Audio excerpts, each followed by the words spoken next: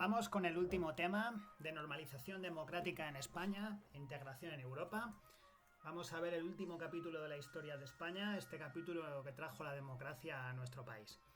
Y vamos a ir con el primero de los tres estándares que configuran este tema, que es Alternativas políticas a la muerte de Franco. El título es un poco más largo, pero lo resumimos. Vamos a empezar donde dejamos el anterior. Franco se acaba de morir, ha sido enterrado en el Valle de los Caídos. Y el 22 de noviembre de 1975 nos encontramos con que don Juan de Borbón jura como jefe de Estado. Ahora, ¿como jefe de qué Estado? ¿Cómo va a ser este Estado? ¿Va a ser una continuidad del régimen franquista?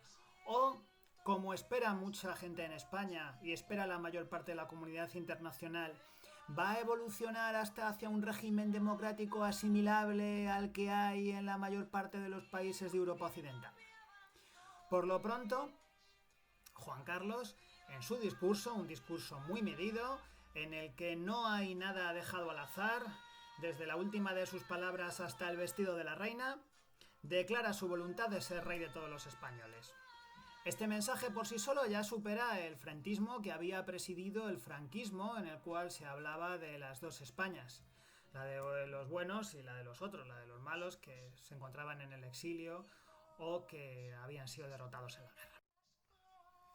Entonces empieza la llamada transición a la democracia, un periodo de nuestra historia reciente, muchas veces mitificado, del cual estamos los españoles bastante orgullosos, ya que supuso dejar atrás el franquismo de una forma relativamente incruenta. Pero este proceso no fue nada fácil, estuvo lleno de obstáculos.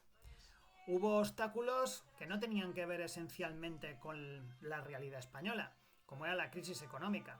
Refiero a que eran motivos ajenos, que venían de fuera, debido a la crisis del petróleo que se había iniciado en el año 1973 con la subida del barril del petróleo, que encarecía la producción y que terminaba dificultando que las empresas recogieran beneficios, lo cual terminaba motivando el paro, y el paro traía de la mano la conflictividad social.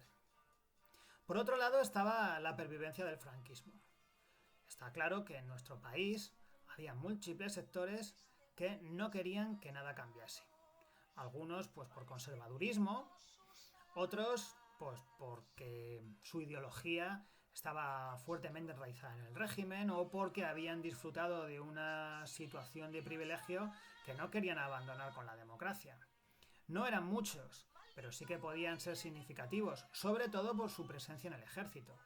La transición siempre estuvo navegando con la amenaza de un golpe de Estado.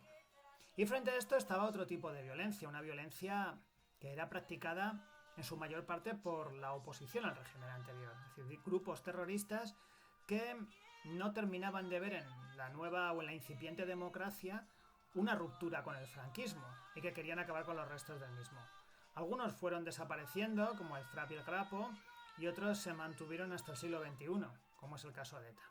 Por otro lado, también había acciones que podemos tildar de terroristas, protagonizadas por elementos de ultraderecha. Vamos con algunas de las características de este proceso, del cual a la derecha tenéis un eje cronológico tomado del Google, por lo tanto no puedo hacer aquí los créditos a quien le pertenecen. Es un proceso gradual, es decir, fue poco a poco, fue algo paulatino, no fue una cosa rápida. Si veis un poquito las fechas veis que se tarda en 3 años en tener una constitución, un poco menos en tener un parlamento electo, pero se tarda en tener una ley fundamental. Hay algunos que ponen el fin de la transición en octubre de 1982, cuando se produce la aplastante victoria del PSOE en las elecciones generales de 1982. Lo que sí que es evidente es que hay ausencia de cambios revolucionarios. Esto es, no se toma el poder por la fuerza, no tenemos grandes jornadas revolucionarias como ocurrió en nuestro vecino Portugal con la revolución de los claveles. No hay una renovación radical en funcionarios, cargos del Estado, no. Es todo muy gradual. Algo que tuvieron muy claro la mayor parte de los protagonistas de unas ideologías y de otras durante el periodo de la transición era que había que buscar consensos, que era mejor un buen acuerdo en cualquier caso. ya que se plantearon situaciones muy difíciles en las que todos entendieron que era necesario ceder. Por otro lado, si este proceso llegó a su término, fue porque contó con el apoyo de las clases medias. Las clases medias, es decir, la mayor parte de la sociedad española, una sociedad que en su mayor parte había escapado al hambre, no quería perder esa posición por luchas intestinas, ni muchísimo menos por una guerra civil, y ante la posibilidad de normalización que ofrecía la democracia, normalización en el contexto europeo y occidental, apoyó la democracia, pero la apoyó siempre y cuando no trajese alteraciones del orden público. El factor inestabilidad, como ya dijimos anteriormente, siempre vino dado por la crisis económica y por supuesto que hubo también protestas porque las reformas se estaban llevando de forma lenta. Todas estas personas que se habían pasado 40 años esperando que se produjeran los cambios, pues lógicamente no estaban de acuerdo con que los cambios se produjeran de una forma lenta sin intentar molestar a nadie, sino que querían que se accediese por fin a una democracia, una libertad que tenían todos nuestros vecinos en Europa. Por lo tanto, hubo movimientos de protestas que muchos, sobre todo antes de 1977, fueron reprimidos con extraordinaria dureza por la policía que todavía era del régimen, en algunos casos incluso con asesinatos.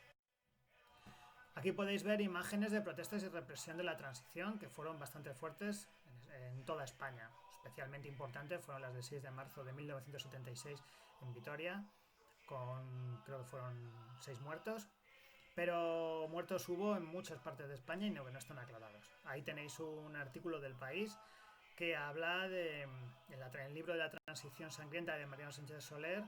Se establece que debieron fallecer 591 personas entre asesinatos de ETA, del Grapo, enfrentamientos policiales, asesinados a manos de grupos de extrema derecha y 54 que perdieron la vida a causa de la represión policial. Este panorama, como veis, no fue idílico y si vemos las alternativas que había tras la muerte del Franco se entiende, ya que la primera alternativa era seguir como siempre. Había importantes sectores en la sociedad española que no querían que nada cambiase y además que tenían mucho poder, sobre todo dentro del ejército. Era el grupo que se llamaba el continuista, que se les denominaba como el búnker, que pretendían un franquismo sin Franco. En él estaban los sectores más reaccionarios del régimen, algunos elementos de Falange, todavía del carlismo, y su referente político era Arias Navarro.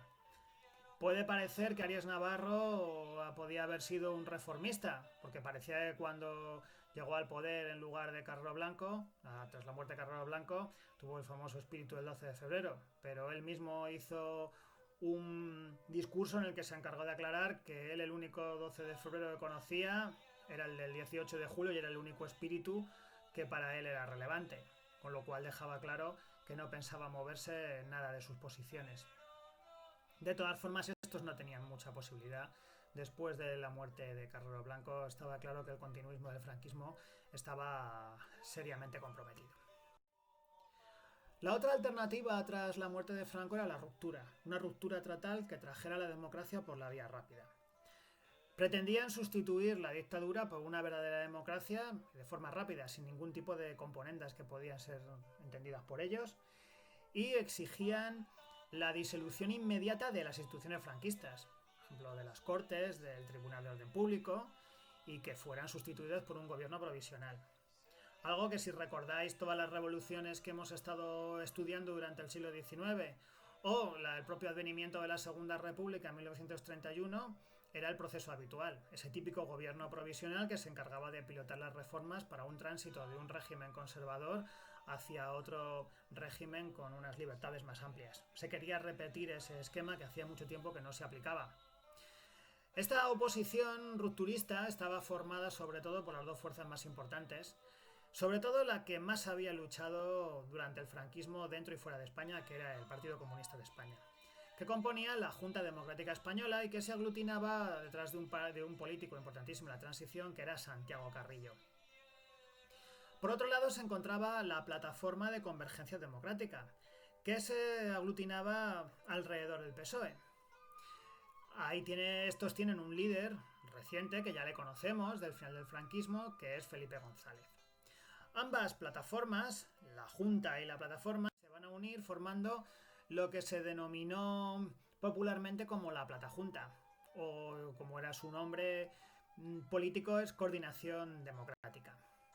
Defendían claramente una ruptura democrática con los restos del franquismo y exigía un gobierno provisional fuerte, que decretase una amplia amnistía a todas aquellas personas que estaban en la cárcel por delitos de opinión, por delitos políticos, exigía el total reconocimiento de las libertades políticas y el de las nacionalidades históricas. Es decir, los típicos problemas que España arrastraba, con los que se tuvo que enfrentar España desde tiempos antiguos, incluso desde el siglo XIX, y que habían sido también pues, los principales temas de discusión durante la Segunda República. Para ello exigían unas elecciones a Cortes Constituyentes. ¿Y cómo querían llegar a esta ruptura democrática? Querían llegar a ello mediante la presión y la movilización social. Es decir, la típica revolución que hiciera caer el régimen por asfixia ante un estallido social. Otra solución que se planteaba era una ruptura pactada. Esto es, en lugar de llegar a esto mediante un proceso revolucionario, pues pactar con los restos del franquismo, con, digamos, aquellos franquistas que eran reformistas, un cambio pactado.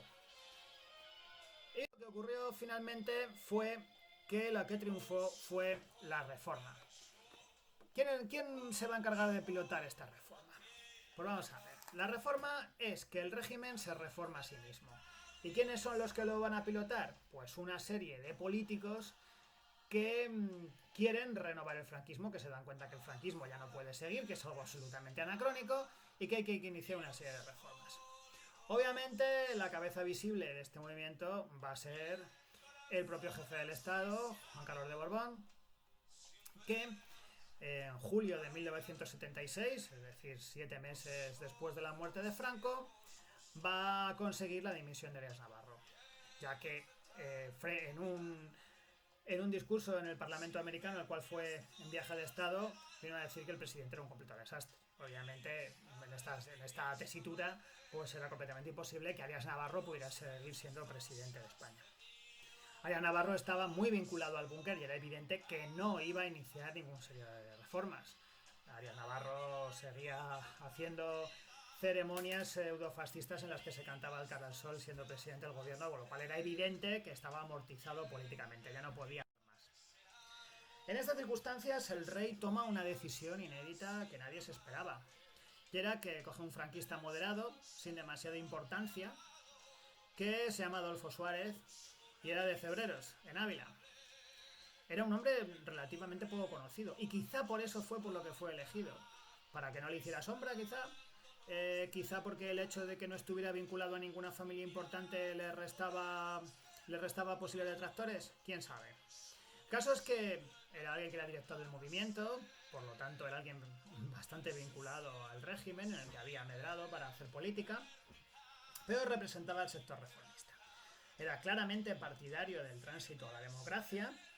Tenía muy claro que el futuro de España pasaba por entrar en la Unión Europea, lo que entonces se llamaba la Comunidad Económica Europea, y tenía algo que facilitaba bastante su labor, y era que era una persona abierta y dialogante. No era de estos políticos que siempre se quieren quedar con la razón y pegar zascas a los compañeros políticos o adversarios políticos, algo que estamos hartos de ver en la política actual. No, era alguien que siempre intentaba buscar el consenso y el pacto y no llevarse victorias pequeñas, sino conseguir una victoria colectiva. Consiguió encauzar a toda la oposición rupturista, consiguió dialogar con ella hacia una ruptura pactada. Es decir, al final consiguió llevarse a los rupturistas a su terreno. Ahora, Suárez no estaba solo. Esta reforma desde dentro, porque es una reforma desde dentro, es decir, no es la gente en la calle, por desgracia, la que va a provocar el cambio, que sería desde abajo, sino que es el propio franquismo el que se reforma a sí mismo. Cuenta con el apoyo importante del rey, del que había sido su preceptor, ahí lo simplifico con diciendo su segundo, o el hombre de total confianza del rey, que era Torcuato Fernández Miranda, en que se había encargado de su educación, y franquistas reconvertidos como el antiguo ministro de Información y Turismo, Manuel Fraga Iribarne, que pronto formaría un partido político. Suárez va a conseguir, contra todo pronóstico, desmantelar las instituciones franquistas. En un próximo vídeo hablaremos de la ley de reforma política y el inmenso logro que eso supuso, conseguir que las propias cortes franquistas votaran su autodisolución, algo que todavía con el paso de los años causa perplejidad, ¿no? Que unos políticos votaran con quedarse sin trabajo y perder su condición de procuradores y por lo tanto de políticos. Legalizó todos los partidos, el 9 de abril de 1976 legaliza el PCE, algo que el búnker temía especialmente, ya que era como legalizar a los enemigos. El PCE también tuvo que hacer importantes cesiones, pero fueron dos cambios muy importantes que ya iremos viendo posteriormente con detalle. Incluso consiguió las primeras elecciones libres totalmente, que son las elecciones de 1977. Se había hecho un referéndum para aprobar la ley de reforma política. Podéis ver con qué pasión fue seguida en los barrios de España esta primera posibilidad de votar, en la que, por cierto, pues salió elegido el partido creado por Adolfo Suárez, Unión de Centro Democrática. Mientras esto pasaba, la sociedad vivía los hechos con una gran intensidad. Cierto es que había importantes masas apáticas, pero también es cierto que había múltiples manifestaciones con reivindicaciones laborales que terminaban siendo políticas. La gente se echaba a la calle con mucha pasión. Se pedía autonomía en el caso de las autonomías históricas. Se pedía que se reconocieran las libertades y los derechos de las personas, desde el divorcio, la posibilidad de profesar otra religión o no profesar ninguna, la posibilidad de amar a quien tú quieras, en fin, muchas de estas libertades que ahora mismo disfrutamos. Algo muy importante, que es la amnistía, algo importantísimo, cuando las cárceles estaban llenas de personas por delitos de opinión o por participación en política. Y el momento álgido, el momento más intenso de estas reivindicaciones va a ser la primavera de 1976, que también de la mano de, o también acompañada de una importante represión. La presión que va a ejercer va a ser determinante para que el gobierno pudiese acelerar sus reformas. Obviamente, si no hubiera sido por la presión de la calle, pues hubiera sido mucho más difícil mover o torcer el brazo de determinados sectores que querían seguir en el franquismo y empujó a que estos movimientos se pudieran hacer. Probablemente las personas que lo vivieron en su día se hizo eterno, pero si nos damos cuenta, en 2 años el franquismo estaba casi completamente liquidado, por lo menos desde el punto de vista institucional y de funcionamiento del Estado. Bueno, pues con esto terminamos este antepenúltimo estándar y en el próximo iremos viendo cómo Suárez va a ir moviendo los hilos para que se vayan desarrollando los acontecimientos. Ya os prometo que va a ser bastante apasionante. Hasta el próximo.